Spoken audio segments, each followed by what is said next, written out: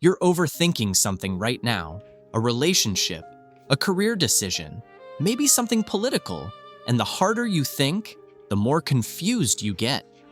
Here's why. Your brain isn't trying to help you see the truth. It's trying to keep you alive. Every time you ask, "What should I do?" your nervous system activates. Cortisol spikes, dopamine floods. Your ancient brain screams, "There's still time." And that hope, that fear, it blinds you. Most people think confusion means they need to think harder. More research, more perspectives, more analysis. Wrong. The problem isn't that you're not thinking enough. It's that you're thinking with stakes, and stakes kill clarity. There's one profession that never has this problem, and it's not therapists. In the next few minutes, I'll show you a forensic technique that lets you see reality like a machine. No emotions, no bias, just structure. And if you can master this, you'll make decisions faster than 99% of people. Because while everyone else is drowning in options, you'll see the pattern, the anatomy, the thing that's actually happening underneath all the noise. Here's how. The enemy isn't your intelligence, it's your stakes.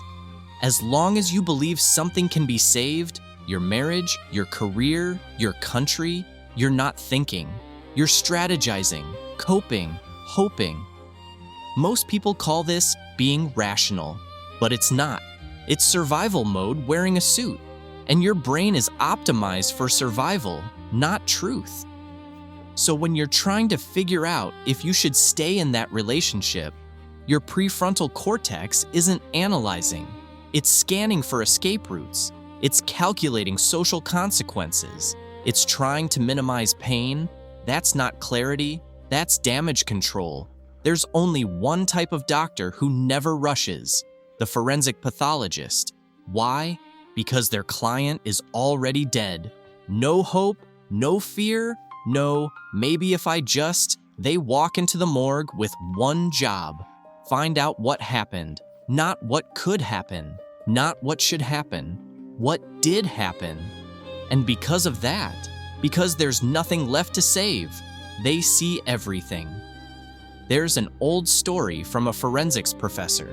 He was teaching his students how to determine the exact position of passengers inside a car that had been flattened into a pancake after an accident. A pancake, and he was proud of this method because it was pure, clinical, precise. No one was screaming, no one was bleeding.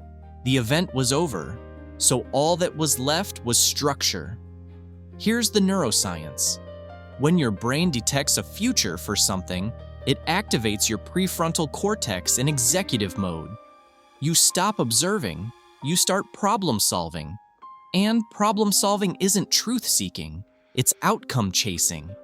That's why you can give genius advice to your friends, but terrible advice to yourself. Because their problems are dead to you. You have no stakes, so you see clearly. But your own life? That's alive, still moving, still hurts, so your brain distorts it. Here's what the pathologist does differently, and you can steal it. Step 1, kill it, not literally, mentally. To see something clearly, you have to declare it dead first, in your mind, just for 10 minutes.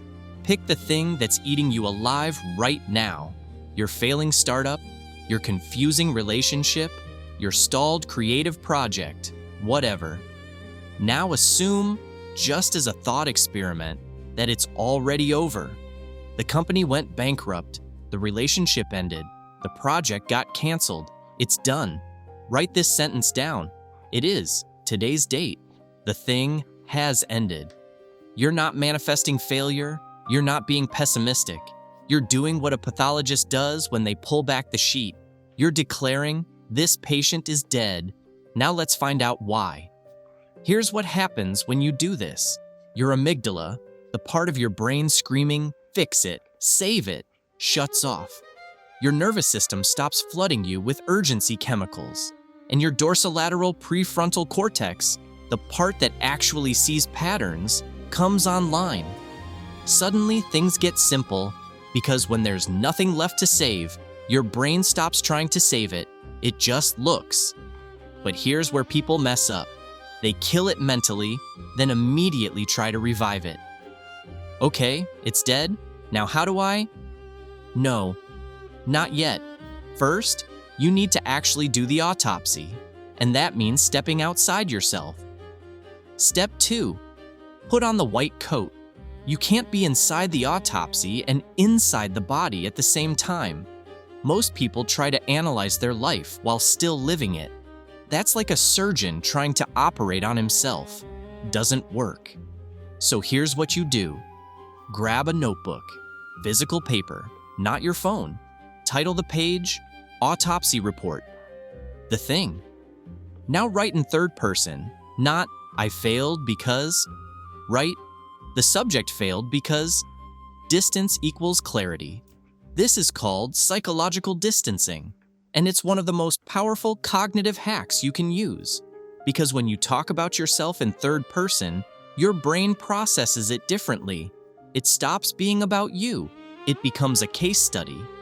And case studies? Those you can solve. Step 3, ask the pathologist questions. The pathologist doesn't ask, why did this person deserve to die? He asks, what was the mechanical cause? No morality, no blame, just anatomy. So in your notebook, answer these 5 questions. 1, what was the fatal flaw in the structure? Not whose fault. The structural weakness, the design flaw. 2, when did the first crack appear? Build a timeline. When did things actually start breaking? 3, what was the real cause versus the stated cause? What did everyone say was the problem? And what was the hidden thing underneath?